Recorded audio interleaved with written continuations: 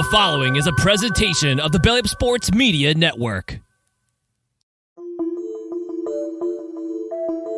This is Haymaker Combat Sports. Hear it here, coming straight from the source.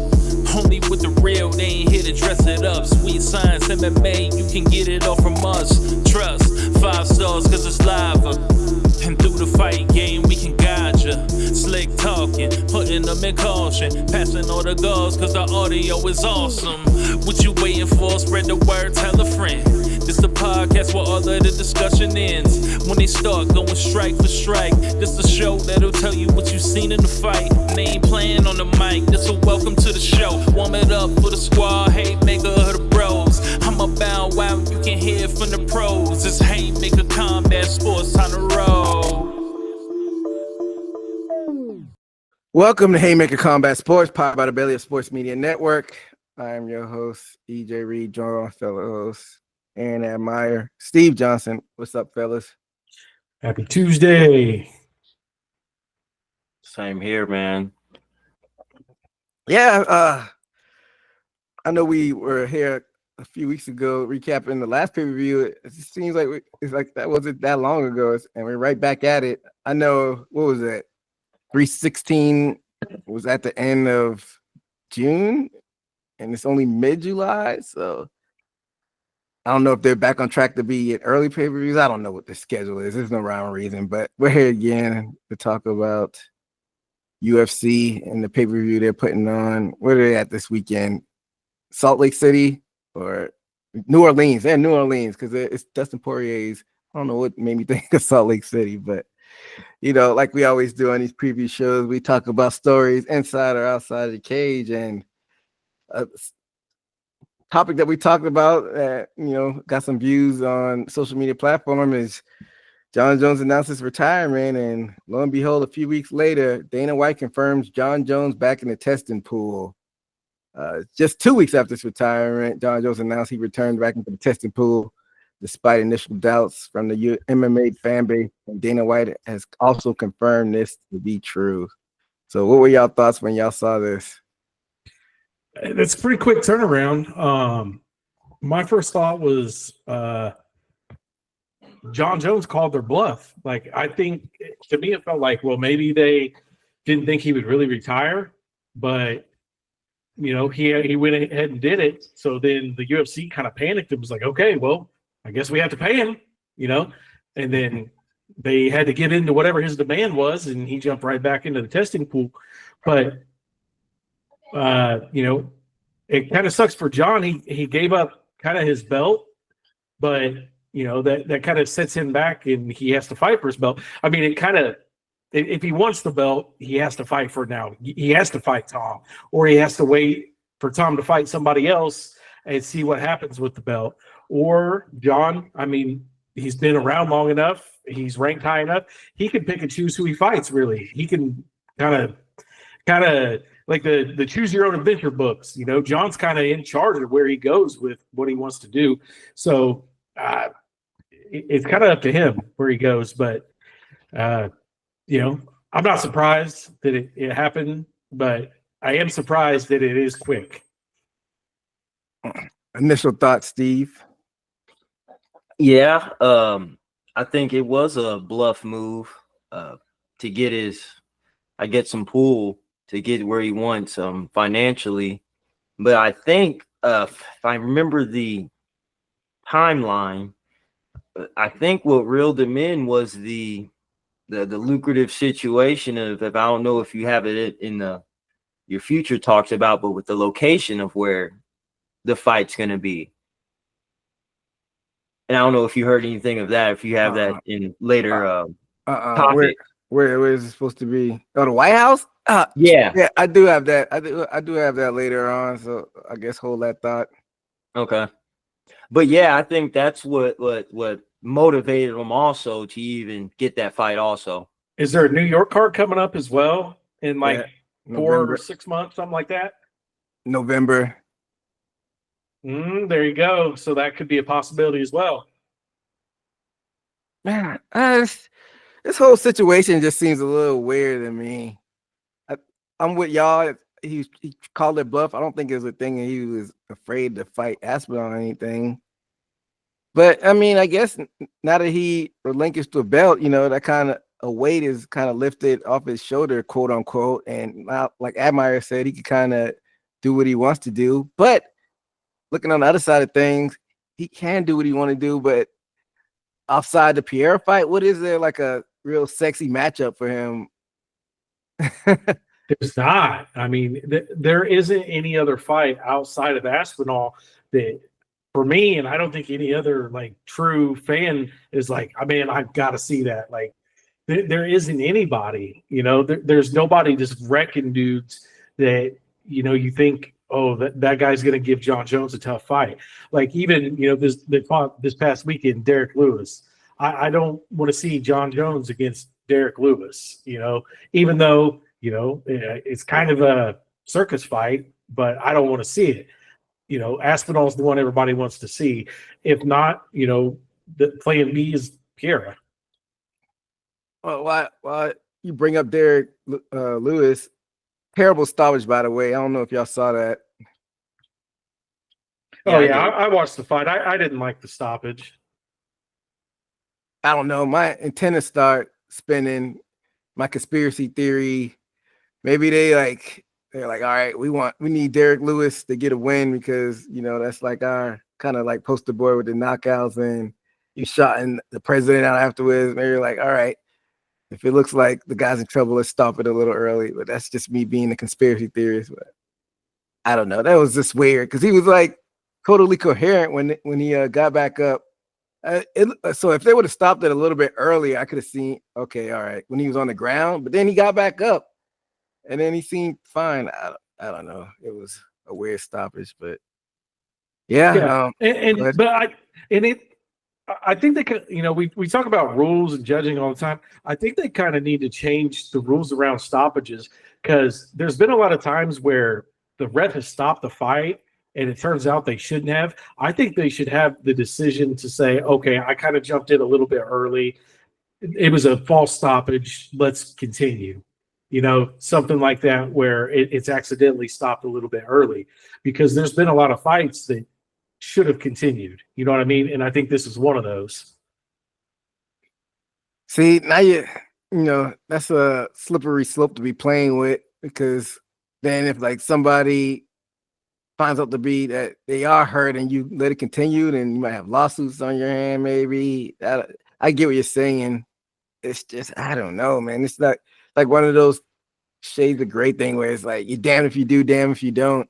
Yeah. You would have to have a good way of knowing. You would definitely have to have a way of vetting it, but there's some of them that you can just tell that, like I think Herb Dean's been involved in a lot of them where the knockdown looks way more brutal than what actually happened. And he's jumped in there and stopped the fight where it wasn't even a knockout or something, but it just looked brutal. You know what I mean? So I think, but you're right. It could be a slippery slope. Somebody, could be completely out of it, but like the Czech Congo fight where the second blow wakes him back up, somebody could actually, have some serious damage done and you're going to let them continue fight. So it is, I can see it both ways, but I wish there was something in place for those, wrong stoppages to allow people to keep going. So even though this would, cost them money, but they're a big company, they could afford it. I think the only way you could do, you'd have to have like basically two things to get passed through for you be able to continue. I think first you'd have to have like 3 judges ringside to be like side judges, and if like 2 out of 3 say can continue, like they like some type of like challenge flag thrown or maybe, and 2 of the 3 agree that it should have continued, it was a bad call, then you have to get through another wall of like the doctor coming in and saying it's okay to continue as well. Maybe that might be a system that might work, but it definitely have to be like a lot of precautions put in the place where you be able to like restart a fight like that. So maybe it's something in the system like that, where it's levels of protection before they continue a fight. I don't know. What are your thoughts, Steve? Yeah, I would have to agree, and especially when the fighter gets up and has enough energy to complain and saying like what, and giving you all the body language to saying he's okay. I think for those definite situations, there should be a backup plan, because it just doesn't make sense for a lot of legendary fights to continue, and not only the fighter gets robbed, but the fans get robbed to see a comeback of a favorite fighter or a good fight, especially when the person's on their feet and coherent after the so-called barrage. Yeah, and nobody wants to be micromanaged at their job. And even though there are a lot of bad stoppers, I think they're probably more good ones than bad ones. And if you start like almost micromanaging the refs, they'll like second guess themselves, and you're kind of like, trying to override their authority as well. A lot of people wouldn't like that, or a lot of refs wouldn't like that. So I don't know, man. We've seen a situation, I think we talked about it, the Kevin Holland against the one guy, they butted heads, and other bald guy who's a ref, if y'all know who he is. Is it not Mugliotta? Is it not Dan Murgliata? I think. Yeah, you can tell he was kind of upset to when Herb Dean kind of inputted on the call. And like you said, his decision was superseded by him. So that was a rare occasion where I saw a ref kind of change the outcome of the fight, other than the actual ref. What was it? Was Herb Dean just sitting there case side? Like, how do you even on the side? Yeah, and he gave his opinion. He was like, "Well, if it's headbutt, it should be called a no contest." And I think they were about to call it something else, but I can't remember the probably gonna call it a DQ.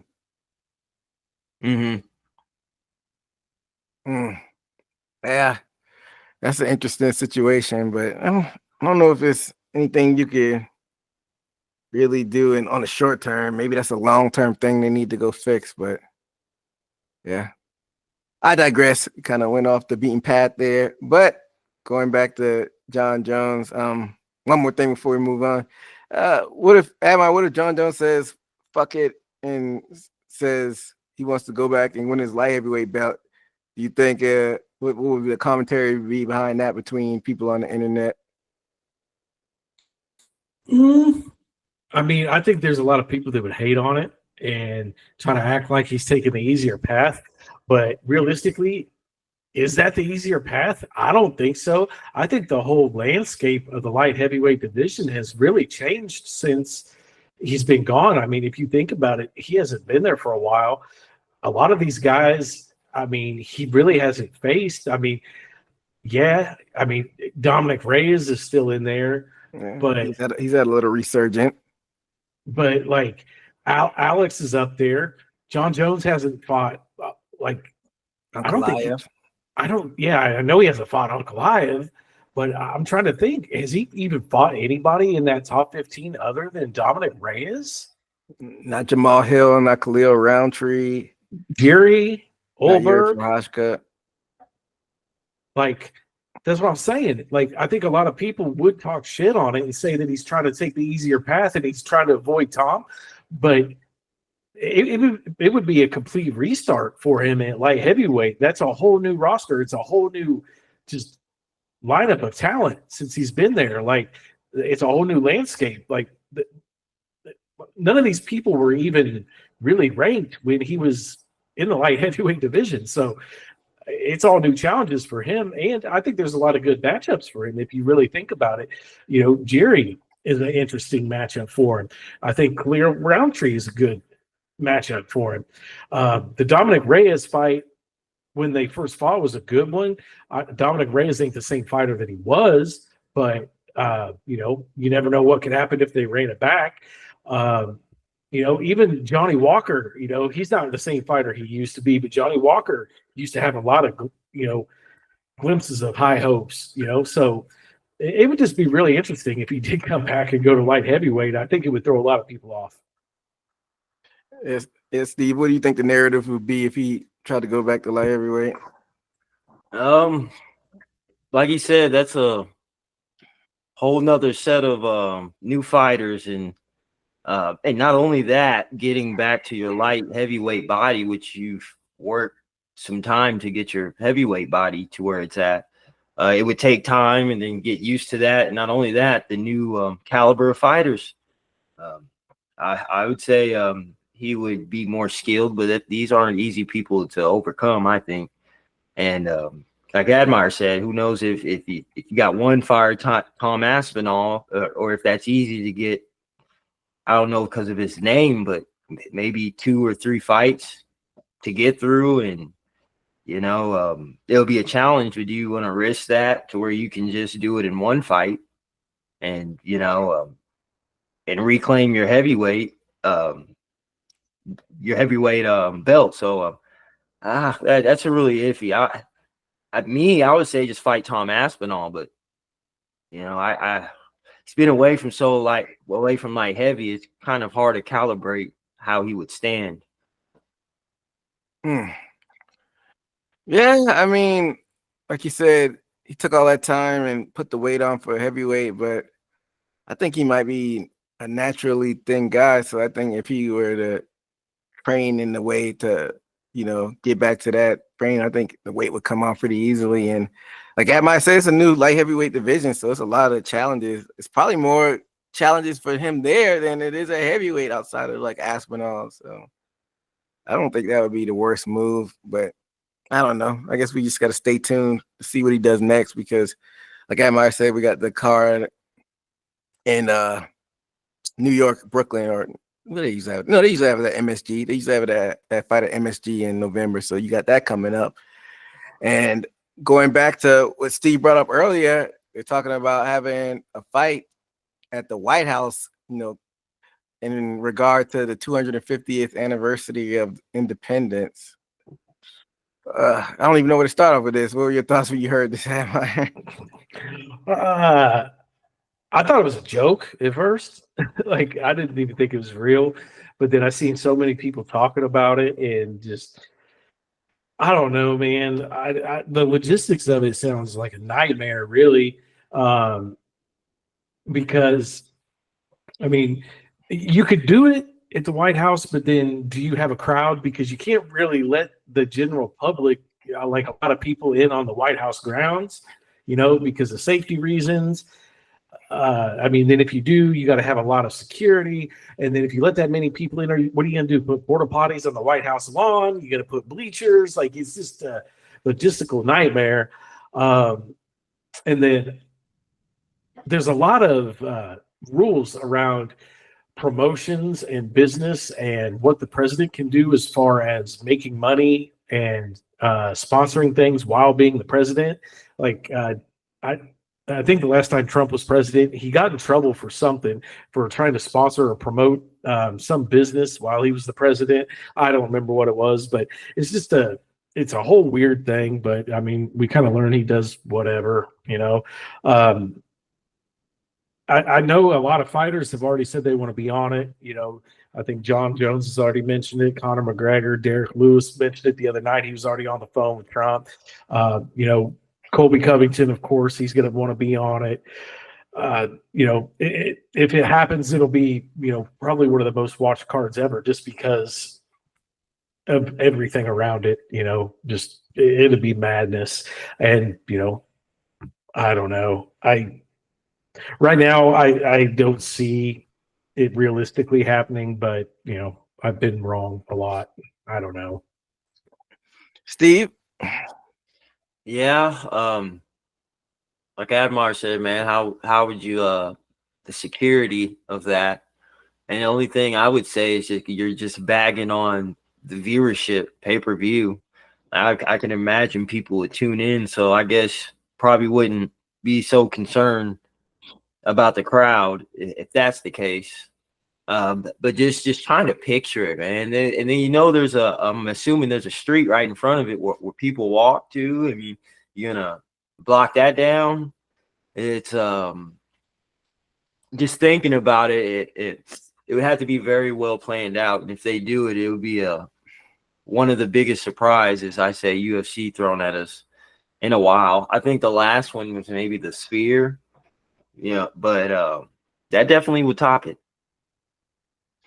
Man, I'm with Admire and you. I think it'd just be a logistical nightmare. And like, what are we doing? I feel like we're living in the Mike Judge movie Idiocracy with Terry Crews, the president, ripping off his sleeves and flexing and like what's the point? Like you said, Admire, it'd be only but so many people that you could get in there to watch it. It kind of reminds me of when was this? What, like a little bit after the pandemic, where Mark Zuckerberg had like his own private fight night. It was just like him and like a few other people. That's what it kind of feel like, just like almost like a ego stroking type event they go to, and you can't really have any fans, so that you're not gonna have the gate there.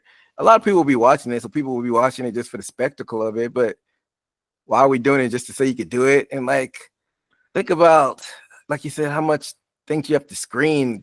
Like, that's the White House, and I'm like not the biggest like everything has to be traditional. Like, I think some things are good when you think outside of the box, and sometimes traditions are meant to be broken, but that's still the White House, man. That's like one of the most prestigious places in the world, actually, not just the country. And I mean, okay, and it's the White House. So let's say they are going to do a White House card. You would want to do like a big card, almost like a staple card, like a UFC 100, 200, 300, make it just a loaded card. But then you can't do a big crowd because of the security concerns. Are you really going to want to put on such a, a fighter packed card and not sell that many tickets just so you can have it at the White House? That's a bad business move. I mean, you're going to sell a lot of pay-per-views, but you're not going to get the, the ticket sales. So I don't know, man. It seems like a bad business move. Or, is that their way of breaking into, we want to start doing more things like that? What's next? Are they going to go to Saudi Arabia and have it in one of the kingdoms and not, sell tickets to that? Is that what they're going to do? Start going to all these markets and having them in special places? Maybe that's what they're aiming for. I don't know. But have it on the roof of the Burj Khalifa, Yeah, I mean, that's probably where we're headed to next. And I mean, I guess they used to do things like that. I remember the Fight for the Troops. They did it on like the naval ship or something. That was a real small thing. I mean, I guess they've done real small events that are, high security before.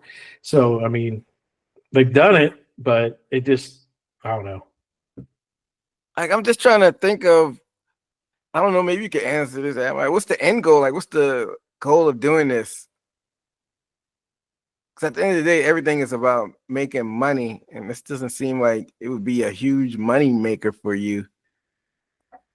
I don't know. I think the end goal is just to show how good of buddies Trump and Dana White are. I mean, but we already see that every card. We already know. Like, you don't have to put on a show there to show us. We know. Like, they showed Trump walking in with Kid Rock and. Well, I mean, Tucker Carlson probably won't be there anymore because they don't get along anymore. But like they show it every time. Like, it's whatever. Like, we don't care. Yeah, we just want to see fighting. I thought during like the pandemic and everything, Dana White was harping on we just want to see fights and we don't have to bring political stuff in there. But now you're going to the White House. It's like the ultimate political thing. But of course, we'll have to tune in because we kind of have a podcast to do, but it'll be a spectacle. But like you said, Admire, it looks like they're trying to get Jon Jones and also Conor McGregor on that card. And speaking of Conor McGregor, looks like he's gone viral again for some leaks that happened. And I know you brought the story, so I'll let you go ahead and kick this one off. Well, yeah. I mean, if you Google it, it says Azealia Banks accuses Conor McGregor, which she doesn't really have to accuse him because, I mean, she posted the receipts. Now, Azealia Banks, I don't really know who she is. She's like a one-hit wonder. Like, she had like one song that went real popular like 12 years ago or so. So she's like a rapper? Yeah, she's a rapper. Okay. Well, Conor McGregor, I don't even have to say allegedly because I seen the picture. He sent her a DM of him naked And it said something. Let me find the exact tweet. It said something about snitching. Don't snitch or something. It was basically him naked in. It looks like a dressing room.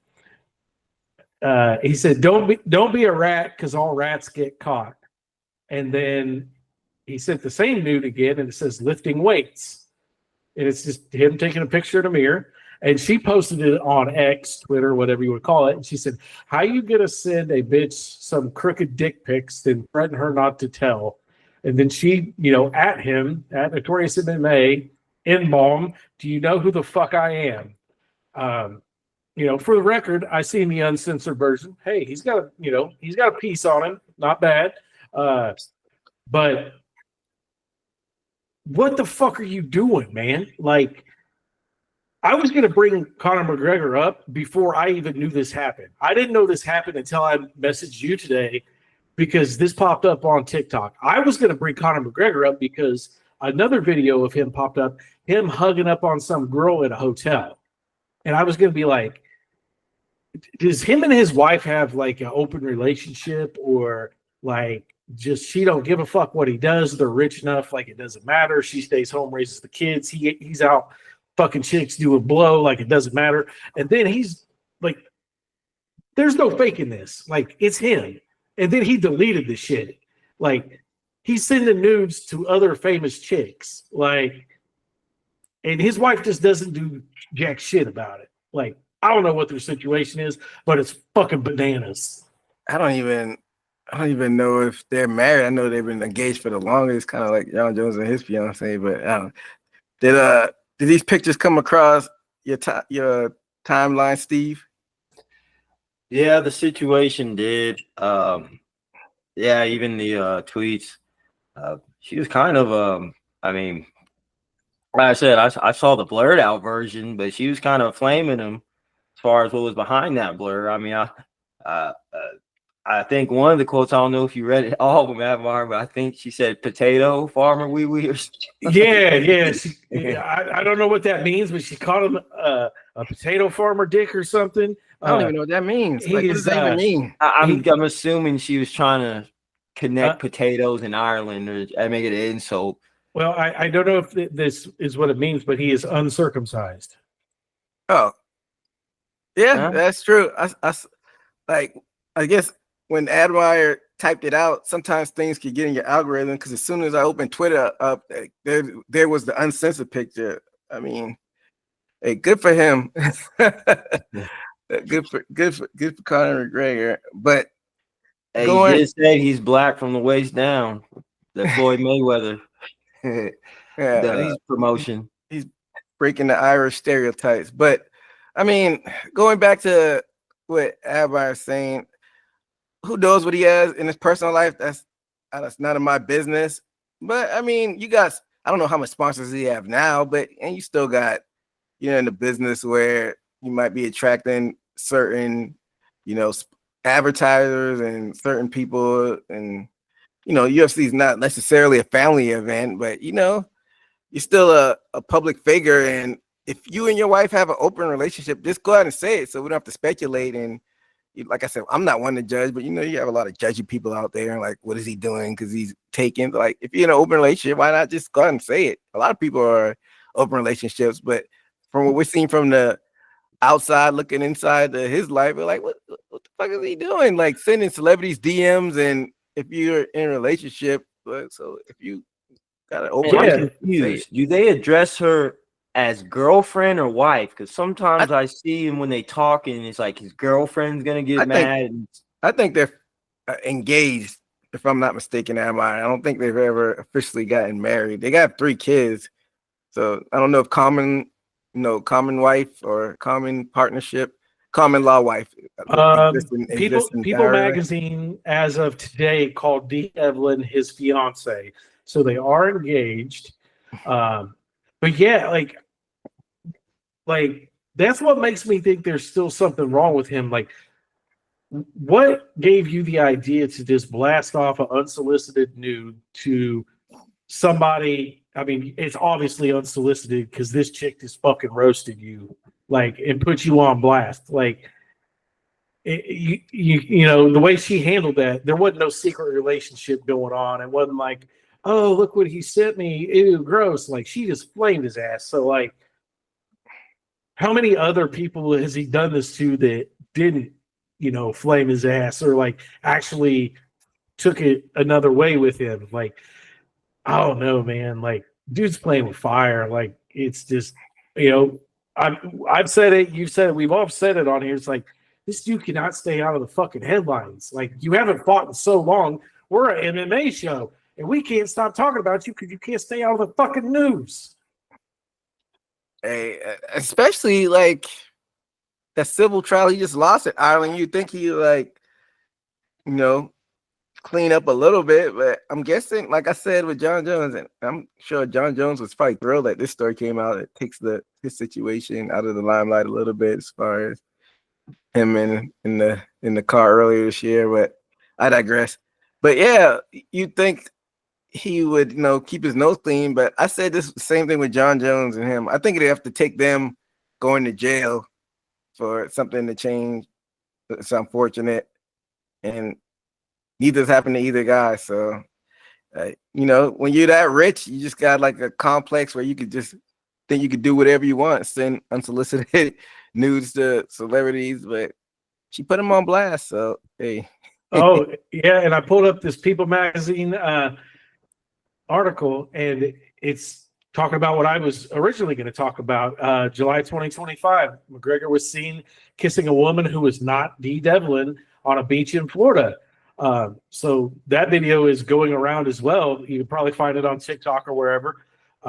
McGregor's like kissing all over this chick on a beach in Florida.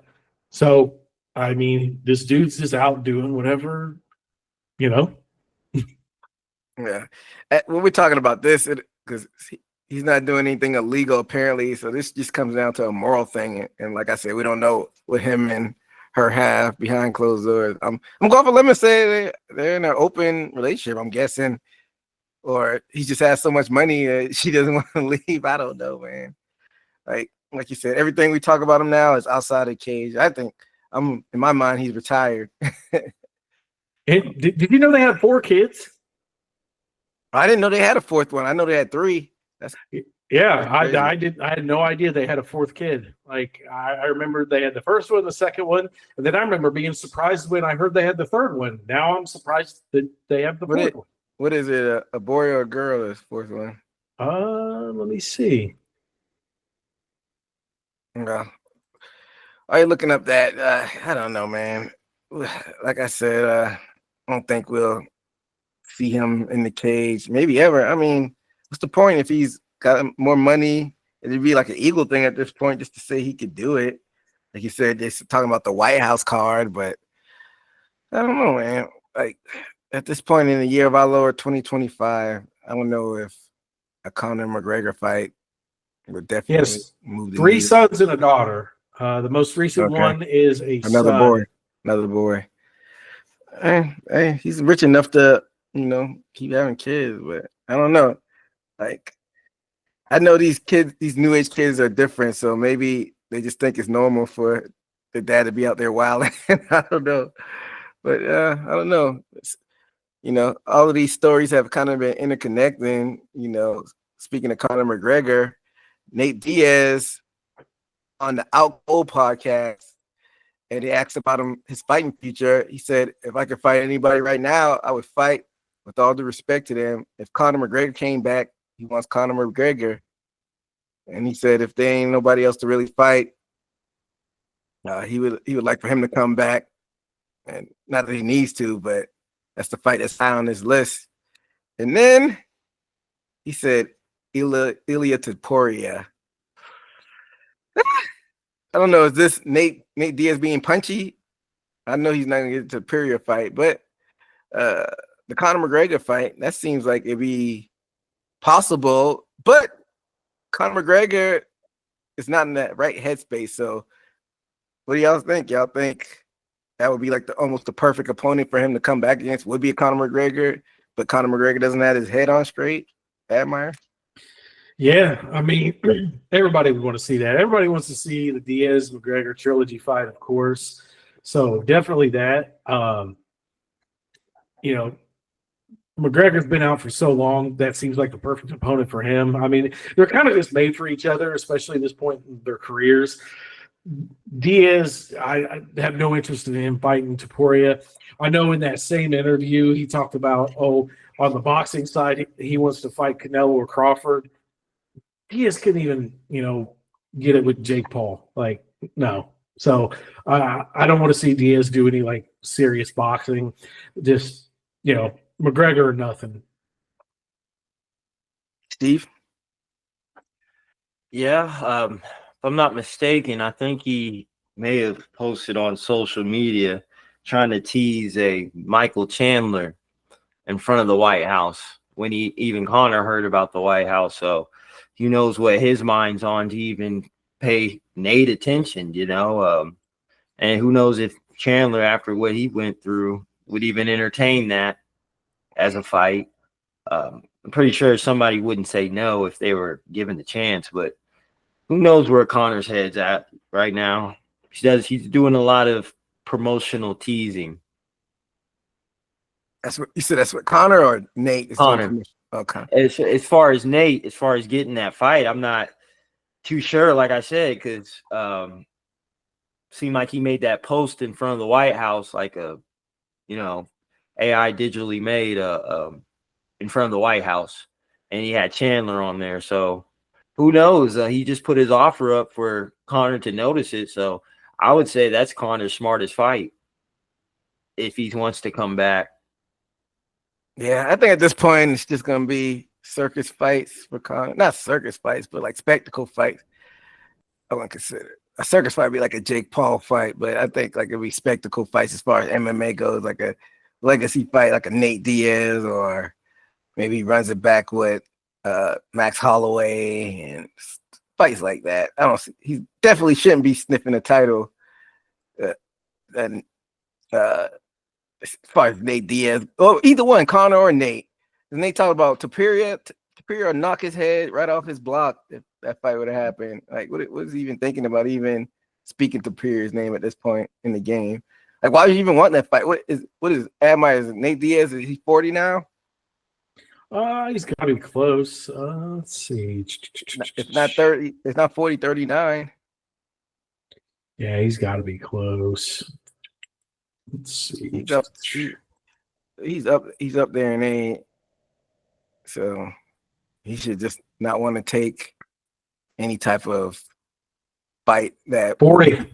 That'd be bad for his health. See, he's 40. That's crazy. I remember he was the young gun at one point, and now he's 40. So time flies. But yeah, I'm sure whatever fight they announce for him, it'll be high up on the card. So we'll see what happens with that going forward. But moving on, we have a fight card going down this weekend, fellas. UFC 318.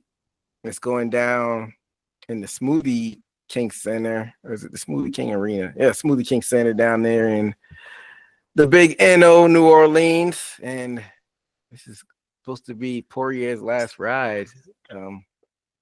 Quick turnaround, like I said, between this one and UFC 317, but we know the show keeps on rolling as far as the UFC TKO ball goes. But one of the rare cards where there's no title on the line. But before we get to that, let's just start off with the early prelims like we always do. Women's flyweight, we got Carly Judas versus Nicole Calalari. Middleweight, we had Bruno Ferreira versus Jackson McAvey. Heavyweight, we had Ryan Spann versus Lukas Brzezski. Light heavyweight, we got Jimmy Crute versus Marcin Petruccio. And topping this one off, we had Adam Fugate versus Islam Dulatov. I was gonna ask if any of these fights intrigue you. I see Ryan Spann on there. I didn't know he was at heavyweight. Is this a permanent move for him? I don't know if it is or not, but that's the fight. Definitely looking forward to that one and the Jimmy Crute. Jimmy Crute's always a good watch. Yeah. Steve, you know anything about Ryan Spann's move? Is that like a permanent move for him? I haven't heard anything. It's new on me, but And maybe it's I don't know what his age is, if he's getting older, but maybe this is a time in his career to fill out his heavyweight body now, to the cutting. And let's see. His last fight was at heavyweight. He made his heavyweight debut, his last fight, in March. Did he win that? No, he lost to Waldo Cortez Acosta. Yeah. Well, It looks like he had a catch weight at 215 back in 2023. Catch weight, Span missed weight in 2022, so it looks like he might have had some weight issues. So that's probably why the move. well, he would be a perfect candidate for that 225, the cruiserweight division, but UFC doesn't have that division, so they're not even deep enough probably to have that division. But maybe he'll make a little splash up there, heavyweight.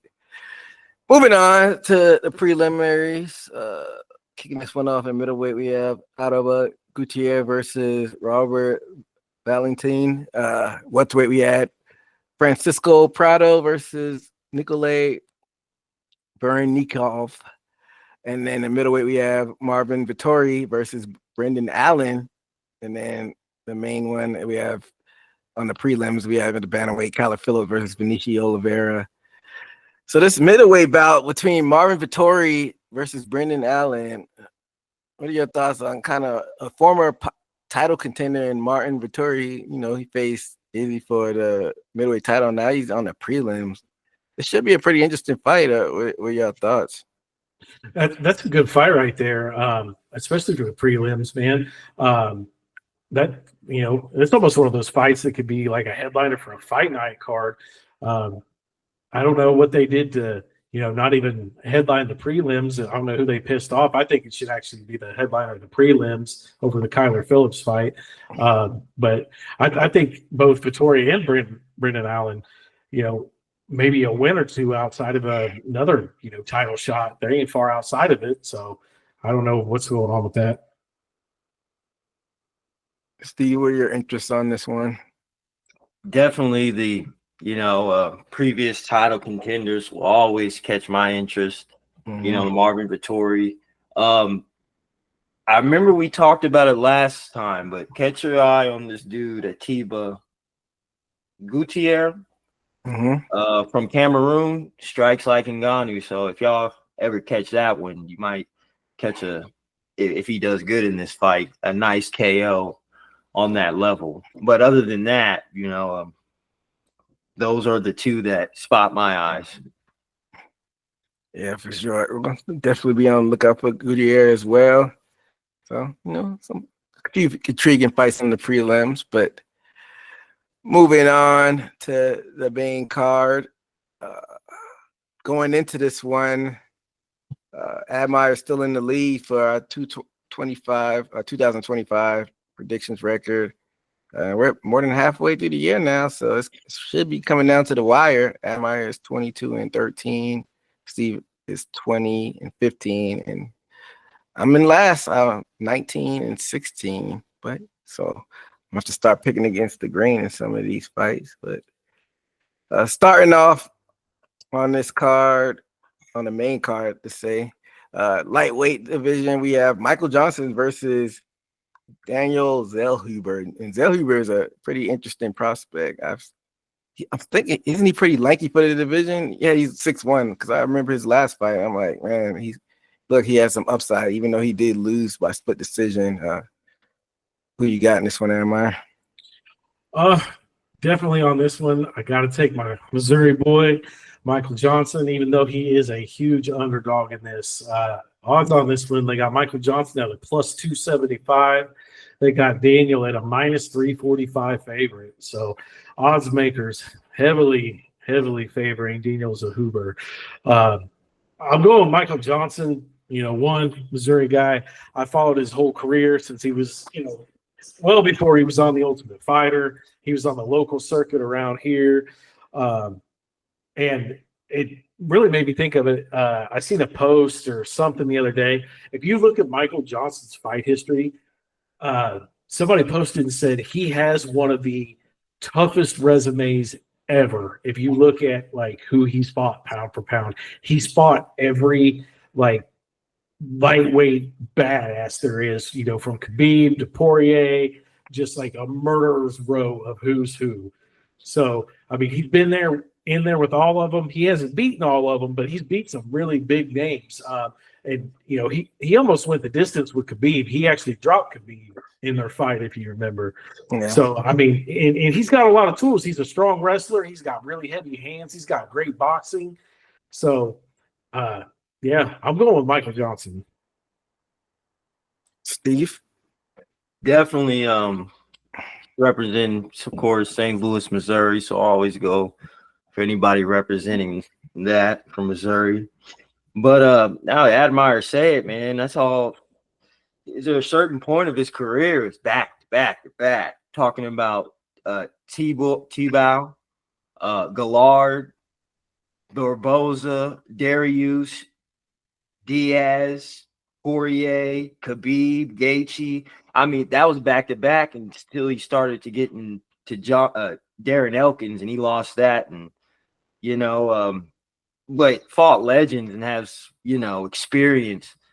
He's been on the ups and downs, I guess, for his past career, but definitely can't count him out because he has tricky ways as far as his and I think he's a southpaw, so Yeah, he he's is. throwing quick straights and he has this punches that he favors, the off the center line uppercut that he caught Gaethje with.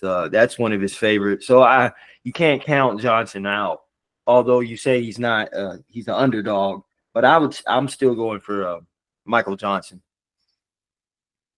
Johnson coming off a KO in his last fight. That's back in December, so a little bit of a layoff, but he's getting up there in age, so sometimes rest is a good thing. But I'm going with the favorite in this one. I'm going with Zell Hubert.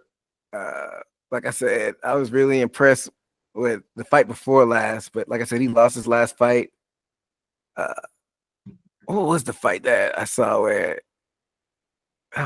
Maybe it was the one where he choked out Giagos. But yeah, I'm going with the favorite in this one, and it should be a good action-packed back and forth fight. Like y'all said, his resume is like murderer's row as far as Michael Johnson goes. But somebody has to lose, and I think it's going to be a close decision, but probably a unanimous decision. And I got Zell Huber on this one. Moving right along in the featherweight division, we got Dan Ige versus Patricio Pitbull. And when was because this is like Pitbull's probably second fight in the UFC. When was the last time or the first time we see him, what we saw in the octagon? It was it was the Yair Rodriguez fight. This was back in April. So this is kind of a quick turnaround for him. Maybe he wanted to get back up there and shake that loss off. What are your thoughts on this one, Amar? Yeah, I remember that fight. I was pretty high on Patricio Pitbull coming into this. I thought he was going to come in and kind of just walk through Rodriguez just because of, kind of what he's done in other promotions and stuff, but didn't really show up. This is where, as far as picks, it's going to be tricky. Does he learn from that? Does he want to come in and prove that was just kind of a fluke? It was nerves. Does he come in and just go crazy and steamroll? Or was that, the proof that other promotions aren't as good as caliber as the UFC? And then, in my memory, I think this is Dan Ige's third fight since he stepped in on short notice, because that's still fresh in my memory when he, put on that banger when he stepped in short notice. So this is a real tricky one. They got Dan Ige as a -166 favorite. They got Pitbull at a +140 underdog. So it's really close odds. You might as well be a pick 'em. This is a really tough one for me. I'm going to have to go with Dan Ige, man. I'm still high on him from that time he stepped in on short notice. He did lose that fight, but, I mean, he was just an absolute beast at that fight. What was it? Lopez when he stepped in against Lopez? That was like a year ago. Was it that one? Yeah. It was when they were in Las Vegas and they called him? Yeah, it was. Yeah, and they had to do the catch weight at 165. Yeah, that was UFC like 303, I think. Yeah, something like that. Steve?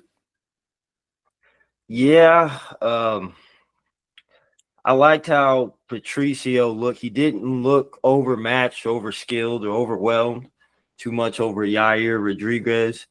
But it seems like I need more scaling of him having more fights to see where he is skill level against maybe maybe two people on the top to really see where he is. Like I say, Dan Ige, let alone the UFC, have all around guys. And sometimes, most of the time, percentage wise, we've seen these transitions. We don't see too much of a domination over UFC fighters, or they kind of stagnate them out or balance them out. As far as like Michael Venom Page, he hasn't been bullied too much, but he hasn't been rising too quickly either. And I think this may be the case for Patricio. I would like to see this one more fight, but I'm leaning more towards a UFC guy, which is Dan Ige. And I think Patricio is going to have to prove something to me this fight just to see how hungry or, how dominant he is over these UFC fighters. So you're going with Ige in this one? Yes. I'm going with Pitbull on this one. I think he's going to go in there with a lot of fire, with something to prove, and he doesn't want to just be seen as like a Bellator guy, and maybe his competition wasn't on the same level. Former featherweight champion. I want to say either him or his brother. I always mixed them up. That was a two weight division champion. It was this Pitbull that was a 2 weight division champion. So yeah, I think he's gonna go in there with something to prove. Ige, like Amar saying, Ige is no slouch though, so it's not gonna be a walk in the park. But I think it's now or never, because if he loses this one, I'm talking about Pitbull, and his stock is gonna be a whole lot lower. And who knows, man? You never know. Sometimes people get cut sooner than you think, but there's still some fights down there at featherweight, so I highly doubt he'll get cut, but he'll definitely maybe be put on the prelims if he doesn't win this one. So I'm going with Pitbull in this one. Moving on to the welterweight division, Kevin Holland versus Daniel Rodriguez. And Kevin Holland, who just fought on June 8th at what was it that he fought at? He fought at UFC 316. So a couple pay-per-views ago, he just fought. This guy just likes to fight, I guess, man. He's on track of probably fighting 4 times this year, and I don't know if this will catch up to him eventually, but here we are. He's fighting this weekend. What are your thoughts on this one, Amar? Yeah, I remember we just talked about him like a month ago, and I remember his fight against Luque. This is that last fight he had. We specifically talked about Holland's new style, and I hope he carries it on. He took a lot of risks. He put his chin out there. I mean, he just went for broke, and I mean, he took a lot of risks. He was swinging, getting in close. I mean, it was just a completely different style that we really hadn't seen out of him, and he looked great doing it. And he sunk in that anaconda choke. So, usually I bet against Holland and he wins. Usually I bet on Holland and he loses. I'm 100% betting on Holland this time, thinking that he's going to win. Like, there's no way he's going to lose if he uses that same style he used in that last fight. So Admire is going with Holland in this one. Who you got, Steve? Man, I can't remember my pick last time. I think you got me upset, and I don't think I picked him. But like we always talk about, man, you can't count on Kevin Holland when it depends how he feels that day. As far as when you see him turn it up or applying all his MMA skills, as we saw his last fight, submission. I didn't see that coming, but Daniel Rodriguez, he's not no joke neither. Coming off a big KO win, Daniel Rodriguez. And I know Holland fought Ponzinibbio too, and then KO'd him too also. So I think it's maybe as far as similarities who they fought. Kevin, don't disappoint me, but I'm going with you this time. So both of you have Kevin Holland. I'm gonna go with Kevin Holland as well. I mean, like I said, it could go either way as far as like staying active or staying a little bit too active and catching up with you. But he didn't take a whole lot of damage in his last fight. He was able to get the sub. And sometimes you just go on a roll, and I think he'll stay on that roll, man. But he better be careful with Rodriguez, because one false move and he'll be looking up at the lights. So all three of us are going to go with Kevin Holland on this one. So hopefully he does not disappoint us. Moving on to the co-main event. Admire's guy, Paulo Costa in the middleweight division versus Roman Kopylov. What are your thoughts, Admire? Well, here's everybody's chance. You know, you posted a reel or whatever you want to call it on Instagram when I talked about it a long time ago. I talked shit on Paulo Costa, and everybody wanted to defend him. So here's their chance to bet against me.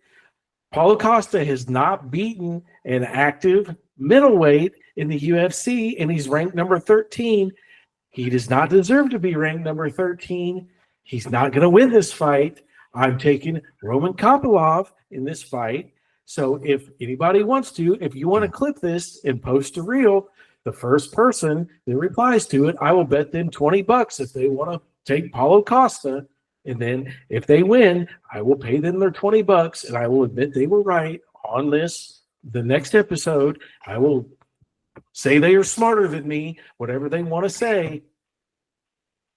I got to get this posted then really quickly if those stakes on the line. Watch like 100 people try to reply to this. Nope. First person that wants it. I'm not betting a million people. I'm just, and hopefully it's one of the people that replied to the original one, because there were a few people that, called me, what do they call me? Oh, a casual, or there was one guy that's, I'm a jiu-jitsu coach. You don't know shit. Paulo Costa is a great fighter. He hasn't beat an active UFC middleweight. He doesn't deserve to be ranked. So I will bet $20 that Paulo Costa loses. Hey, you got to put your money in your mouth. You got to do at least the first three people that come and respond. Okay. First three people, $20 a piece. There you go. Hey, so jump on that. But am I putting his money where his mouth is, and he's picking Kopylov in this one. What are your thoughts on this one, Steve? I'm gonna have to pick Kopylov. Paulo Costa, I was, been waiting for him to fight again ever since his last fight, which was with Strickland, and totally disappointed me.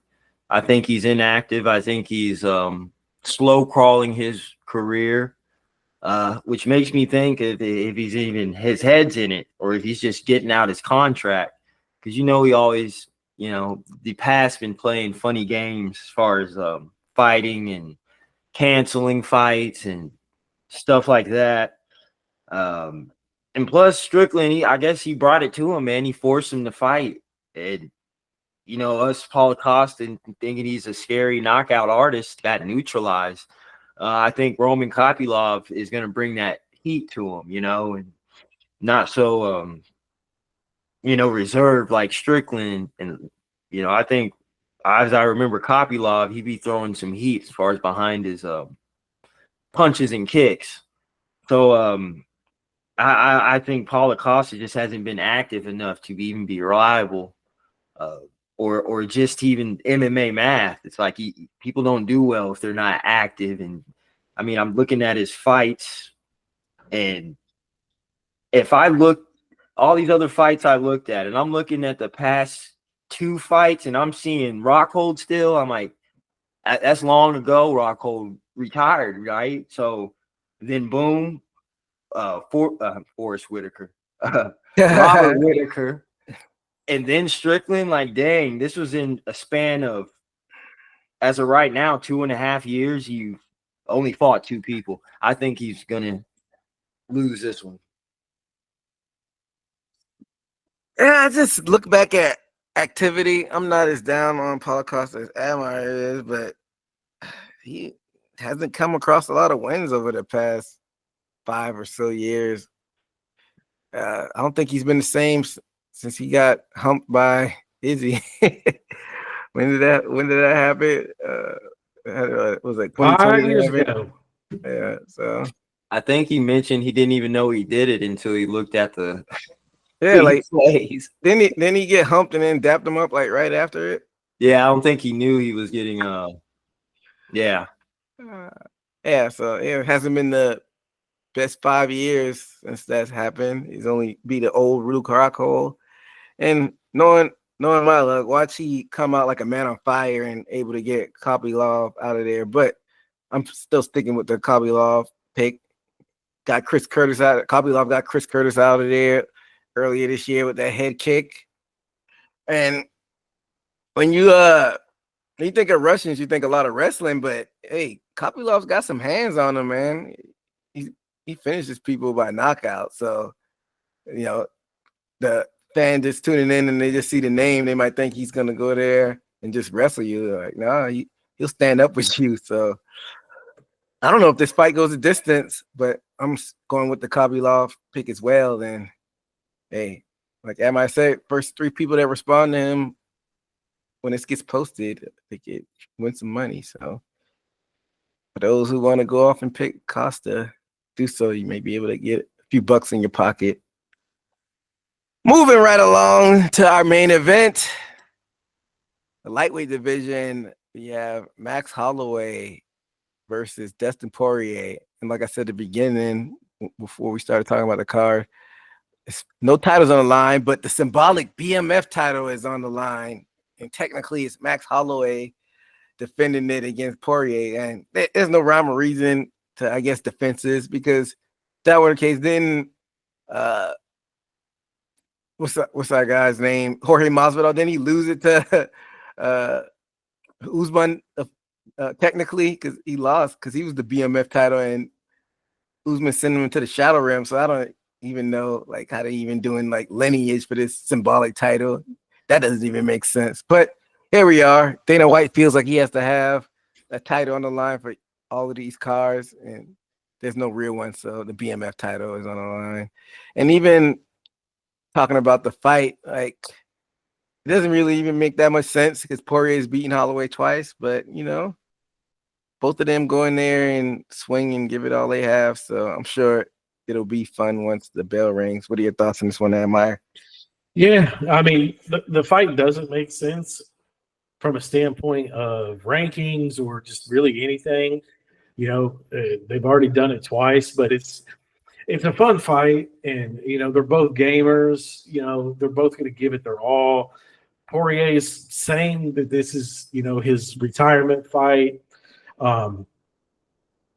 Really, it's also a fun fight because neither one of them are really past their prime. They're both still kind of in their prime, to where on any day, either one of those guys could win a title. I mean, if you think about it, Dustin Poirier, he just lost to Makhachev like a year ago, but realistically, he did really good in that fight. Like, if it went on a little bit longer, you know, I know it was round 5, but like, he looked good in that fight. Max Holloway, yeah, he just lost to Poirier, but any other person, Max really had a shot at. So it's not like these guys are really going downhill quick. Like, these guys are still top level, close to the prime of their careers. But this fight is for them just to go out there and put on a real good show. You know, this is what they both wanted. This is Dana White giving them what they both wanted. It's just a cool fight, you know. Finally, 2 guys that are just scrappers, wanting to have fun. You know, we don't get that a lot anymore in the UFC. Usually it's guys that only want to do it because it's a title, or guys that only want to do it for the money, or guys, you know, people only have a lot of, you know, different reasons why. We don't have that anymore. It's of guys that just want to bang. Like, when Diaz and Masvidal did it for the BMF title. They just wanted to fight. There's not a lot of that anymore. So that's what's good about this fight. As far as my pick, man, I don't know. I know Poirier has got the best of him, but I mean, how can you count Max out every time? You never know what's going to happen, especially if you're going to do the MMA math. Poirier lost to Gaethje. Gaethje lost to Holloway. There's so many different ways you can look at it. But Poirier is going to try his best at home. Like, there's just so many different ways you can look at it. Yeah. I mean, I get what you're saying, MMA math, but it's like direct evidence. He's lost twice to Poirier. But I mean, how long ago was that? Max lost to him 6 years ago was the last one, and before that, it was. Yeah, that first one kind of doesn't really count. That was like they were both babies when that happened. But I mean, this time just flies. I didn't really seem 6 years ago when they fought. But yeah, that was for that interim title. That was 6 years ago. So time flies. I feel like even though it was 6 years ago, they were better back then. Both of them were better back then. 6 years ago and 13 years ago. So I mean, especially the 13 years ago, that's not even, you can't even count that. That's Max Holloway. That was a baby. Like, that dude that wasn't even him today. So I can't even compare their previous fights. But Dustin, I can compare to 6 years ago. Both of them were better at their peak. So they're a little bit worse 6 years now. I think at his peak, Holloway was better, but he was doing that at a different division. But both of them aren't the same as they were. A lot of wear and tear. For some reason, I still got that, even though you said MMA math, I still do have that Gaethje knockout in the back of my head of Holloway knocking out Gaethje. So that's the only thing that's having me cause for pause of maybe picking Poirier is that evidence of that knockout. But I'll let you go ahead. Yeah.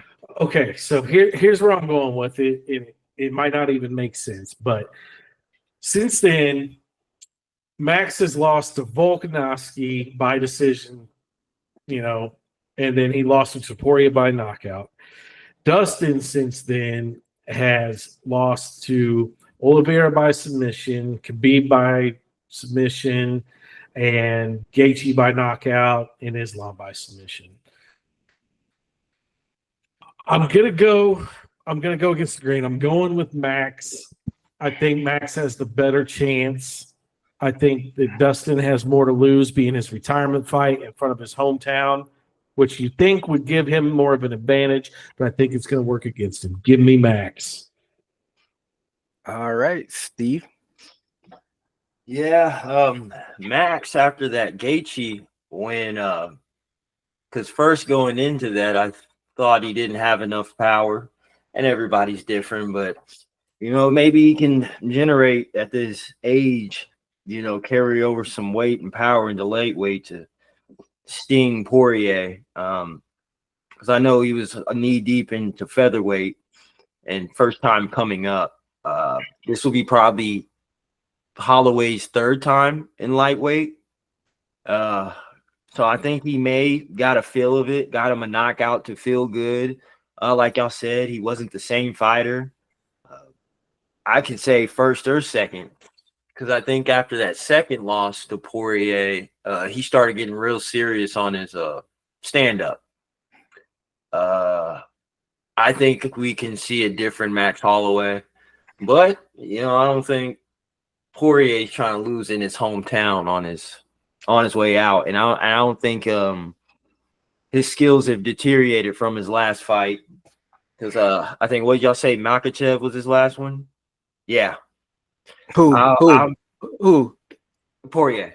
Oh yeah, Makhachev was his last one. So I'm gonna have to go with Poirier. Oh, so I'm guessing I'm the tiebreaker in this one. MI's got Holloway, Steve's got Poirier. Man, this is basically a pick'em. Poirier is the slight underdog. I don't know, when it Max, when the bright lights are put on, Max always usually shows up and puts on a good performance. Especially this will probably be a slugfest. But isn't really no rhyme or reason for my pick. It's just I'm just picking off of vibes. I think Poirier is gonna go out there and throw the kitchen sink at Holloway. And I don't know if anybody necessarily gets knocked out, but I think Poirier gets the close decision and able to ride off in the sunset if this is his last fight, because we know how retirements go in MMA or combat sports in general. But I think he's serious about retiring because I think he has a lot of businesses. I know he has the hot sauce and other side businesses. You see him in commercials every now and then. So if this is his last ride, hopefully we see a good one between him and Holloway.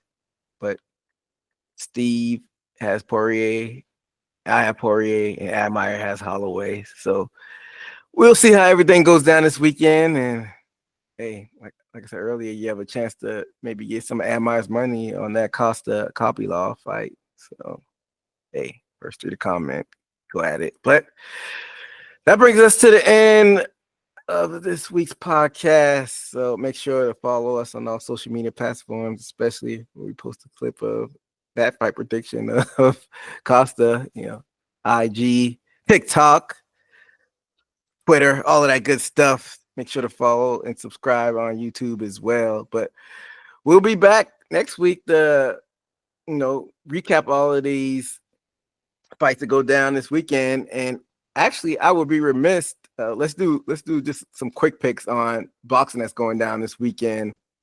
You have Manny Pacquiao facing Marius Barrios, and then we have Daniel Dubois facing Alexander Usyk. And I'm not sure why Manny Pacquiao's coming back. Admire any news on is he like low on money? Because his legacy is already solidified, and I don't know if we need a Manny Pacquiao fight in the year of our Lord 2025. What he's like 46, 47 now, 48 maybe. Yeah, he's up there. Who you got in the Pacquiao Barrios fight? I'm going to go with Barrios just because, he's looked really good ever since he lost to Davis and Thurman. His last fight was a draw, but he's looked good other than that. So I think Barrios is actually going to beat Pac-Man. Steve? I'll go with the more active fighter, Barrios. I kind of want to go against the grain just for going against the grain's sake, but nah, Barrios will probably win this fight probably easily. But do you think Pacquiao has a chance of making it competitive, Admire? I think he will make it competitive. I mean, Pac-Man, even with the age, dude's ripped. I mean, he stays in really good shape. He's never really looked, really out of shape. So, I have no concerns with that. He'll keep it interesting, but I think he'll get out, outlanded. Yeah, well, hopefully he doesn't go out there and embarrass himself, but I'll definitely be tuning into that. And I think earlier that day, I think this fight might be going down in Saudi Arabia, if I'm not mistaken. Or is it in Wembley? Oh, it's in Wembley? Where is this? It's happening at Wembley, right? So it'll probably, it's happening at Wembley. So it'll probably be 80, 90,000 people that are going to be in attendance. That's Dubois' home turf. So that stadium should be rocking. Who you got in this one, Admire? I can't bet against Usyk. I mean, Usyk's already knocked him out once. Usyk's beat Fury twice in a row. I mean, as far as I'm concerned right now, Usyk's the man and going to be the man for a long time. Hey, Father Time's undefeated. Usyk is no spring chicken. But as far as like the near foreseeable future, I'm with you. And they already announced his next fight before is even this fight is already over. He's supposed to be facing Fury next spring. So hopefully he's not overlooking Dubois, because Dubois is a champion. He's got one of those world titles, and this is for the undisputed World Heavyweight Championship, the unify all 4 belts. So should be a good one. Who you got, Steve? I believe everybody has a puncher's chance, but I'm leaning more on Usyk. Yeah, and this is their second fight. I remember watching that first fight, and I remember the first few rounds, Dubois made it competitive. I think he may have even caught Usyk a time or two, but I think then Usyk was just being Usyk after that and took over the fight. And I think I want to say he got the finish in that fight, in that first fight that they had somewhere in the later rounds. But I think this one might be even a little more competitive than their first fight. So I'm still going with Usyk, of course, but I think this one may go the distance. And like I said, Dubois is gonna have that hometown crowd in his back pocket, and they're gonna be raucous over there. There's not a lot of times where London gets the big marquee fights. You usually always have one of the hometown people fighting there once in a while, but once you make it big, they always bring it over to Vegas, and now even Saudi Arabia, but they have a big fight over there in Wembley Stadium, and it should have that big fight feel. But now we really come to the end of the show now. So like I said, make sure to follow us on our social media platforms, and we'll be back next week to recap everything in combat sports. So that'll do it for us here at Haymaker Combat Sports. Until next time, be safe out there. Later. Hit the takedown, ground and pound, that was from the top. Heel hooking on one platter, leave you in the knot. Pound for pound, been the greatest, sitting on the top. Man, I'm laughing at the fools who think they coming for the spot. You ain't got a shot, it's already mine.